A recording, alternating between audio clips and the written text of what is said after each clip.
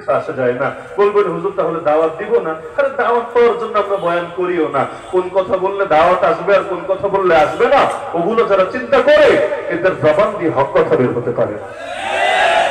এখন জমিনের বাস্তবতা হয়ে গিয়েছে, অনেক মানুষ এমন একদিকে হারামে টাটকা হারামে লিপ্ত, আর একদিকে নামাজ পড়ে পড়ে কপালে দাঁত ফেলে দিয়ে এমন একটা ফিল নিচ্ছে যেমন হাসান বসরিতে পরিণত হয়ে গিয়েছে। অনেক সময় আমরা পর্যন্ত এদেরকে প্রমোট করি, বুঝো আমাদের মাদ্রাসার অনেক বড় খাদেম, অনেক সহযোগিতা করেন তিনি মাদ্রাসা, তাকে ছাড়া মাদ্রাসা চলেই না। আচ্ছা ভালো কথা, মাশাআল্লাহ। তো ভাই আপনার নাম কি? নাম এটা। কি করেন? হুজুর আমি অমুক সুদী ব্যাংকে চাকরি করি।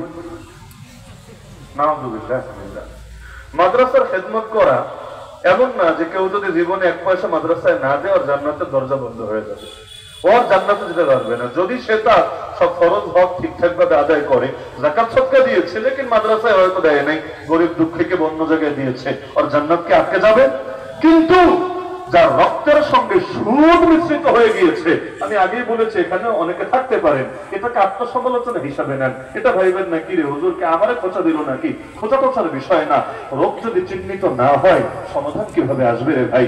আরে যেই সুদের বিরুদ্ধে আল্লাহ লানত, যেই সুদের বিরুদ্ধে রাসূলুল্লাহ লানত, যে সুদখোরের বিরুদ্ধে রব্বুল আলামিন সূরা বাকারায় যুদ্ধের ঘোষণা দিয়েছেন, ওই সুদের মধ্যে যে লিপ্ত থাকে সে কিভাবে ভেবেছে টুকটাক সুন্নাত নফল মুস্তাহাব আমল করেই জান্নাতি হয়ে যাবে? আল্লাহ রাসূল বলেন মানুষের দোয়া যে কবুল হয় না এর অন্যতম কারণ যে একজন মানুষ বড় পেরেশান, মাথার চুলগুলো উস্কো খুস্কো, পা ধুলো মলিন, খোলা ময়দানে গিয়ে মরুভূমিতে চিৎকার করে কাঁদছে, ইয়া রাব্বি ইয়া রাব্বি ইয়া হে আমার রব, হে আমার রব, হে আমার রব। একদিকে বহুত কাছে আল্লাহর কাছে, কিন্তু নবী বলেন তার হালত এমন, মাতআমুহু হারাম, মাশরাবুহু হারাম, মালবাসুহু হারাম, ওয়া গুযিয়া বিল হারাম। যা খায় তাও হারাম, যা পান করে তাও হারাম, যে পোশাক পরে তাও হারাম, এমনকি তার রক্ত মাংস গঠিত হয়েছে হারাম দিয়ে। নবী বলেন ফাআন্না ইস্তাজাবু লিযালিক, তার দোয়া কোত্থেকে কবুল হবে? কিন্তু দুঃখের বিষয় বাংলাদেশের অধিকাংশ ঘরে ঘরে সে হারাম সুদ ঢুকে পড়েছে। খুব কম ঘর এর ছবল থেকে মুক্ত আছে, এমনকি অনেকে তো না জেনে পর্যন্ত সুদ খাচ্ছে। বলবে কিভাবে? বেশি কিছু নাই, হয়তো একটা বিকাশ অ্যাকাউন্ট আছে, এটা তো সবারই আছে, মোবাইল যার আছে, সিম যার আছে, বিকাশ অ্যাকাউন্ট প্রায় সবারই আছে। ম্যানুয়ালি যদি বিকাশের মধ্যে সুদ অফ না করেন, আপনার আমল নামেও নিয়মিত সুদ যোগ হচ্ছে, যদিও সেটা 1 পয়সাই হোক, 100 পয়সাই হোক, 10 টাকাই হোক, 100 টাকাই হোক, একেবারে সামান্যই হোক আর অসামান্যই হোক, সুদ তো সুদই। 1 পয়সা সুদের আযাব সহর মতো ক্ষমতা করা আছে নাকি? রাখেন ব্যক্তি, আরে ব্যক্তি ব্যক্তি ব্যক্তি এরকম হাজার জন যদি আমরা থাকি সেটা ভিন্ন হলো, কিন্তু বাংলাদেশ নামক রাষ্ট্রের অর্থনীতির মেরুদণ্ডই যে বানানো হয়েছে সুদ, এর সমাধান কি হবে রে ভাই? ব্যক্তির নয় তো মাহফিল করে, দাওয়াতের মেহনত করে, আত্মশুদ্ধির মেহনত করে আমি বলবো ঠিক আছে ভাই, সুদ ছেড়ে দাও, শুধু চাকরি ছেড়ে দাও, শুধু লেনদেন ছেড়ে দাও। আল্লাহ তাআলা তোমার কপালে যে রিজিক লিখে এসেছে সেটা অবশ্যই আসবে আসবে। আলা ওয়া ইন্না নাফসান লাম তামুত হাত্তা তাস্তাকমিলা রিজকাহা, নবী জানিয়েছেন রিজিক যতদিন পুরোপুরি ভোগ না করবেন মরণও আসবে না আপনার কাছে। আজরাইল এসে আপনার জান কবজ করতে পারবে না। জন্ম হয়েছে পরে, রিজিক লেখা হয়েছে আগে। আমি মাদ্রাসায় পড়েছি, আপনি স্কুলে পড়েছেন, তাতে কি? আমার কপালে যে রিজিক লেখা সেটা আমি মাদ্রাসায় পড়ার কারণে আটকে থাকবে না, আর আপনার কপালে যা লেখা নাই আপনি যতই স্কুল কলেজে পড়েন নতুন করে সেটা আপনার কাছে আসবে না। তো রিজিক যদি নির্ধারিতই হয় হারামের পেছনে ছোটার কি দরকার? রিজিক যদি নির্ধারিত হয় দুনিয়ার গোলামে পরিণত হওয়ার কি দরকার? আর এই যে দুনিয়ার পেছনে ছোটে দুনিয়াটাকে লাঞ্ছিত পরিণত করে ছাড়ে, আর যে আল্লাহ তাআলার দ্বীনের জন্য নিজেকে কোরবান করে দুনিয়া তার কদমের সামনে এসে লুটিয়ে পড়ে। আল্লাহ নবীর কাছে দুনিয়া আসে নাই, কম এসেছে। যেই পরিমাণ এসেছে আর যেই পরিমাণ আসার প্রস্তাব এসেছে সব যদি নবী রেখে দিতেন, আল্লাহর নবীর সম্পদ দুনিয়ার শ্রেষ্ঠ সম্পদে পরিণত হতো। ওসমান গনি, আর কি গনি মানে ধনী, ওসমান গনির সম্পদের চাইতেও রাসূলুল্লাহ সাল্লাল্লাহু আলাইহি ওয়াসাল্লামের মোট সম্পত্তি বেশি হয়ে যেত। কিন্তু না, একদিকে এসেছে আর একদিকে বের করেছেন।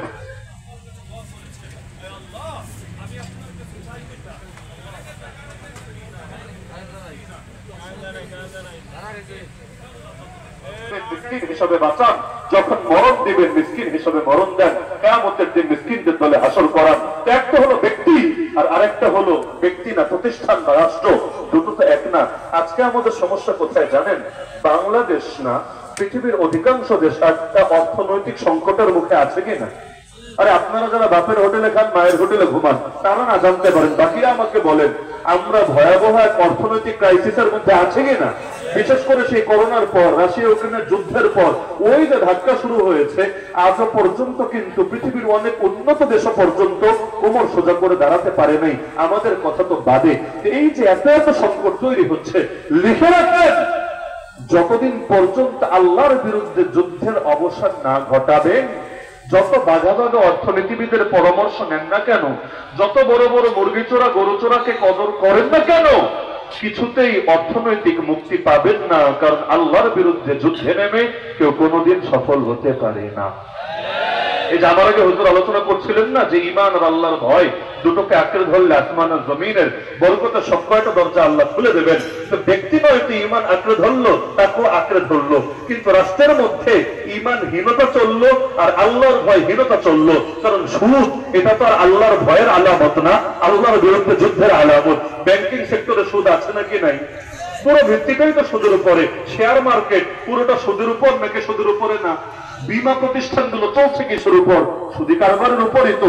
এভাবে যদি হিসাব নিকাশ করেন, এমনকি এনজিও গুলো গ্রাম পর্যায়ে গিয়ে যে ঋণগুলো দিচ্ছে, কিস্তিগুলো পৌঁছাচ্ছে, কোন জিনিসটা সুদের আওতার বাইরে? বৈদেশিক ঋণ যা নিচ্ছে সেটাও কি সুদের আওতার বাইরে থাকছে? বলবেন হুজুর আগে বিকল্প তৈরি করেন, বিকল্প তৈরি না করলে এটাই চলবে। আরে পাগলামি মার্কা কথাবার্তা। একজন জিনা করবে আর আমি যদি বলি না জিনা করিস না, বলবে আগে তো বিকল্প দেন। আরে বিকল্প তো বিয়া, বিয়েকে আমি তোরটা দিব নাকি, তুই তোরটা করে নে। আরে বিকল্প তো আল্লাহ তাআলা রেখে দিয়েছেন ইসলামের মধ্যে। ইসলাম তো পরিপূর্ণ সমাধান। তো পরিপূর্ণ সমাধান মানি দেশের অর্থনীতি ইসলাম মেনে কখনো লসে থাকবে, এটা কিছুতেই মেনে নেওয়া যেতে পারে না। এর সবচেয়ে বড় নমুনা আলহামদুলিল্লাহ আমাদের সামনে আছে। আগে তো খালি থিওরিটিক্যাল ভাবে বলতেন, এখন থিওরি মিউরি লাগবে না। এই উলামায়ে দেওবন্দের হাতে রব্বুল আলামিন এক জমিনে দেখিয়ে দেন নাই যে এই আধুনিক যুগে এসেও ইসলামকে প্রয়োগ করলে অর্থনৈতিক ভাবে এত বড় বিপ্লব আসতে পারে যে আমেরিকা 19 বছর যুদ্ধ করেছে, এমনকি তাদের রিজার্ভের টাকা মেরে খেয়েছে, ওই আমেরিকার মুদ্রাকে পর্যন্ত পেছনে লাথি মেরে তাদের মুদ্রা আরো শীর্ষে পৌঁছে যেতে পারে। বরকতের মালিককে নাকি আমেরিকা? রহমতের মালিককে নাকি জাতিসংঘ? তো যদি মানেন বরকতের মালিক আল্লাহ, রহমতের মালিক আল্লাহ, নসরতের মালিক আল্লাহ, তা আল্লাহকে সেটা ইমানদারদেরকে দিবেন না? সব সেই আল্লাহ দ্রোহী রাসূল দ্রোহীদেরকে দিবেন? আরে এটা ভাবলেন কিভাবে? তো যতদিন পর্যন্ত বাংলার জমিন থেকে সুদকে দূর করতে না পারবেন, আমি শতভাগ দায়িত্ববোধের সাথে বলছি, যতই জিকির করেন, যতই তেলাওয়াত করেন, যতই ব্যক্তিগত আমল করেন না কেন, জাতিগত ভাবে এই পাপের দায় কিছুতেই এড়াতে পারবেন না। কারণ রাষ্ট্রীয় ঋণ যেগুলো, আমরা জন্ম হতে দেরি, আমাদের কাছে কিন্তু ঋণ অ্যাড হতে দেরি হয় না। আমার ছোট বাচ্চা ধরেন যে এখনো দুধ খাওয়াই শুরু করে নাই, তার আগেই সে ঋণী হয়ে গেছে। আরে ও তো এখনো ললিপপে কিনে খায় নাই, ও ঋণী হলো কিভাবে? তার পেছনে তো এখনো পয়সাই ব্যয় করা হয় নাই, কিন্তু মাথা পিছু ঋণ এতগুলো ডলার হলো কিভাবে? বলবে আরে তুমি তো রাষ্ট্রের নাগরিক, জন্মসূত্রে রাষ্ট্রের নাগরিক, তো রাষ্ট্র তো ঋণ খেয়েছে, জন্ম নিলে তোমারও অত খাওয়া হয়ে যাবে, তো ঋণটাই খালি অত খাওয়া হয় আর সুদটা অত খাওয়া হয় না। এটা ভাবলেন কিভাবে? ওই যে ঋণের হিসাব না, ঋণের মধ্যে সুদে আসলে দুইটা মিশ্রিত রূপী আপনার কাছে চাপিয়ে দেওয়া হয়েছে। তো গোটা জাতি মিলে পাপ করবে আর বাকিরা নাহি আনিল মুনকার, অসৎ কাজ থেকে নিষেধ করবে না, চুপচাপ বসে থাকবে, ভাববে এভাবে জান্নাতে চলে যাব। জিন্দেগিতেও না। হাদিস খুলে দেখেন, আল্লাহ নবী বলেন যখন মানুষ সৎ কাজের আদেশ আর অসৎ কাজের নিষেধ ছেড়ে দেবে, আল্লাহর কাছে হাউমাউ করে দোয়া করলে আল্লাহ দোয়া কবুল করবেন না। ইন্নান নাসা ইযা রাআউ যালিম ফালাম ইয়াখুযু আলা ইয়াদাইহি ইউশিকা আন ইয়াউম্মাহুমুল্লাহু বিইকাব। মানুষ যদি জালেমকে দেখে জুলুম করে যাচ্ছে, হাতটা যদি ধরে না ফেলে, যেমন জুলুম আজকাল হচ্ছে, কোটি কোটি মানুষ তাকিয়ে দেখছে কিন্তু জালেমের হাত ধরে ফেলছে না।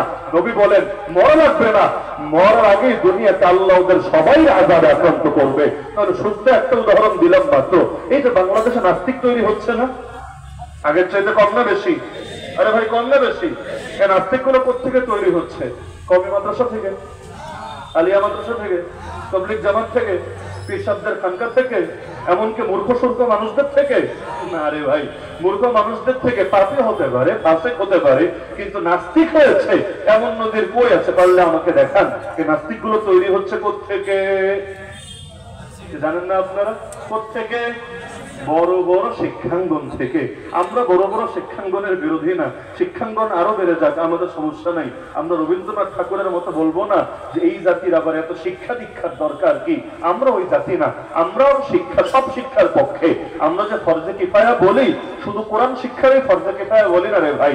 মুসলমানদের জন্য যত জিনিসের প্রয়োজন আছে সবগুলোর জ্ঞানকে ইসলাম ফরজ করে দিয়েছে। ফতোয়া স্বামী বলেন, এই ফতোয়াও লেখা আছে, মুসলমানদের যদি সুই সুতা লাগে, সুই সুতা, কিন্তু এটা বানানোর মতো কাউকে খুঁজে না পাওয়া যায়, তাহলে এক্ষেত্রেও তারা ফরজ তরকের গুনাহগার হয়ে যাবে। তাহলে সবকিছুই তো ফরজ, শুধু হুজুর দিয়ে তো দেশ চলবে না, কৃষিবিদ লাগবে না, ডাক্তার লাগবে না, ইঞ্জিনিয়ার লাগবে না। আমরা তো শিক্ষার বিরোধী না।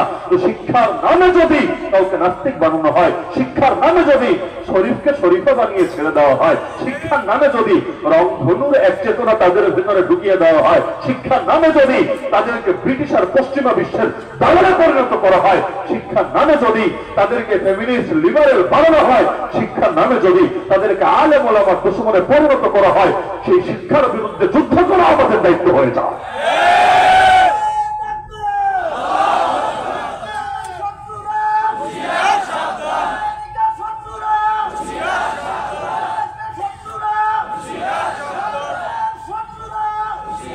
আজকাল কোরআনের কথাগুলো পর্যন্ত যে মানুষ নিতে পারে না, এর বড় কারণ হলো শিক্ষা। আপনি কোরআনের কথাগুলো তুলে ধরেন, নিতে পারবেন। অনেকের ধারণা কোরআনে শুধু 2-4 আয়াতই আছে। একটা আয়াতের নাম লাকুম দীনুকুম ওয়ালিয়া দীন, জানেন তো আপনারা? ধর্ম যার যার উৎসব সভা। লাকুম দীনুকুম ওয়ালিয়া দীন, ব্যক্তি জীবনে ধর্ম থাকবে, রাষ্ট্র চলবে রাষ্ট্রের গতিতে। এই যে ডায়লগ গুলো, কোরআনে যদি খালি একটা আয়াতই থাকতো ব্যাপার তো ছিল না। কিন্তু কোরআনে তো শুধু একটা আয়াত না, আরো বহু আয়াত আছে। কোরআন মানতে চাইলে তো পুরোটা সামনে রেখেই মানা লাগবে। আর লাকুম দীনুকুম ওয়ালিয়া দীন মানে কি এটা ইসলামকে চিপায় ফালায়া কুফর নিয়া বাকি জীবন চলতে হবে? বরং লাকুম দীনুকুম ওয়ালিয়া দীন মানে তো এটা, যত বড় জুলুমের শিকার হই না কেন আমরা আমাদের দ্বীনকে কুফরের সঙ্গে মিশিয়ে জগা খেচুরি পাকাবো না। আমরা আমাদের দ্বীনকে রক্ষা করব, এমনকি যত ধরনের বাতিলের মিশ্রণ ঘটতে পারে সেগুলোর হাত থেকে দ্বীনকে হেফাজত করব। তো ব্রিটিশ এসে এমন একটা কাজ করেছে, সব জায়গা থেকে ইসলামকে চিপায় ফেলতে ফেলতে, রাজনীতিতে ইসলাম নাই, অর্থনীতিতে ইসলাম নাই, বিচার আচারে ইসলাম নাই, আইন কানুনে ইসলাম নাই, সভ্যতা সংস্কৃতিতে ইসলাম নাই। দেখেন না, আমরা যদি বলি এই বিধানটা ইসলাম সম্মত না, কি জবাব দেয় হুজুর? এগুলো বাঙালির 1000 বছরের সংস্কৃতি। আরে ভাই, 1000 বছরের সংস্কৃতি না লাখ বছরের সংস্কৃতি, এটা দেখে আমার কাজটা কি? তাহলে নবী যেদিন দাওয়াত দিয়েছিলেন, আবু জাহল তো সবগুলোর ব্যাপারে বলতে পারতো, কিরে মোহাম্মদ কি বলো এগুলো? এই যে শিরিক, এই যে মূর্তি পূজা, এই যে পৌত্তলিকতা, এগুলো তো আমাদের শত সহস্র বছরের সংস্কৃতি। আরে 100 বছর না, 1000 বছর না, 1 বছর না, 2 বছর, এটা তো দেখার বিষয় না। দেখার বিষয় তো আল্লাহ কি বলেছেন, রাসূলকে পৌঁছিয়েছেন। ব্যাস, এখন মঙ্গল শোভাযাত্রা 1000 বছর না, 1 কোটি বছর ধরে যদি চলে, তাতে কি?